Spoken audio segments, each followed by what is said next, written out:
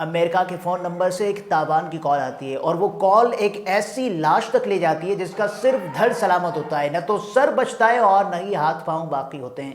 یہ لاش 12 جنوری کو بلوچستان کے علاقے دریجی کے قریب ایک کھڑی گاڑی سے ملی۔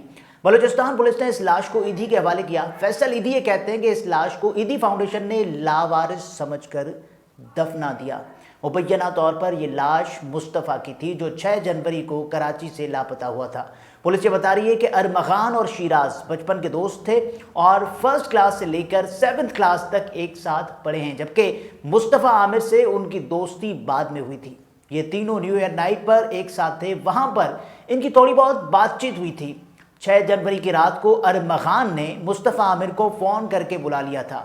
ملاقات کے دوران کچھ دیر باتیں ہوئیں، پھر وہاں ان لوگوں کی آپس میں لڑائی ہو گئی اور انہوں نے مصطفیٰ پر شدید تشدد کیا اور انہیں اسی کی گاڑی کی ڈگی میں ڈال کر ہب کی طرف لے گئے اور گاڑی سمیت مصطفیٰ کو آگ لگا دی۔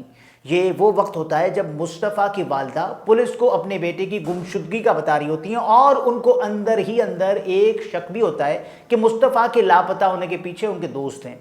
مصطفیٰ کی والدہ وجی عامر نے بتایا ہے کہ وہ پولیس کو یہ بھی بتاتی رہیں کہ اس کے بیٹے کے پاس ایک انٹرنیٹ ڈیوائس اور ایک نوکیا فون ہے جو اس کی گاڑی میں رکھا جاتا ہے تاکہ اگر اس کے پاس انٹرنیٹ نہ بھی ہو تو بھی وہ رابطے میں رہے۔ وہ کہتی ہیں کہ پولیس مجھے چپ کرواتی رہی کہ مصطفیٰ خود کہیں چلا گیا ہے کیونکہ اس کی گاڑی بھی موجود نہیں اور اس کا فون بھی نان پی ٹی اے ہے۔ وہ ایسی باتیں کر کے مجھے چپ کرواتے رہے۔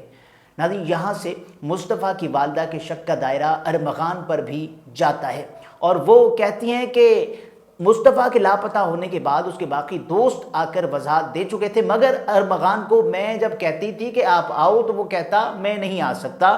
میں نے کہا کہ جب تک آپ مجھ سے آ کر ملو گے نہیں آپ میری نظروں میں مشکوک رہو گے، جس پر وہ بہت غصہ ہو گیا اور اس نے مجھ سے بدتمیزی بھی کی۔ وجیہ عامر کہتی ہیں کہ تاوان کے لیے امریکن نمبر والی سم سے آنے والی کال ان کے لیے نعمت ثابت ہوئی کیونکہ وہ سمجھتی ہیں کہ یہاں کے مجرم کب سے اتنے ہائی ٹیک ہو گئے کہ غیر ملکی سم سے کال کریں۔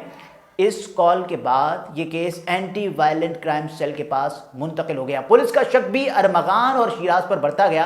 پولیس نے 8 فروری کو کراچی کے علاقے ڈیفینس میں مصطفیٰ عامر کے دوست اور واقعے کے ملزم ارمغان کے گھر پر شک کی بنیاد پر چھاپا مارا۔ اس دوران پولیس پارٹی پر فائرنگ کی گئی اور اس کارروائی کے دوران ایک ڈی ایس پی سمیت 2 اہلکار زخمی ہوئے تھے۔ تاہم پولیس ارمغان کو حراست میں لینے میں کامیاب ہو گئی تھی۔ پولیس کا کہنا ہے کہ انہیں ملزم ارمغان کے گھر کے بکھرے ہوئے سامان سے مصطفیٰ عامر کا موبائل ملا جو مقدمے کی تفتیش میں اہم کڑی ثابت ہوا۔ یہ وہی موبائل تھا جو مصطفیٰ اور ان کے دوستوں کے درمیان مبینہ ہاتھا پائی کی وجہ سے گر گیا تھا۔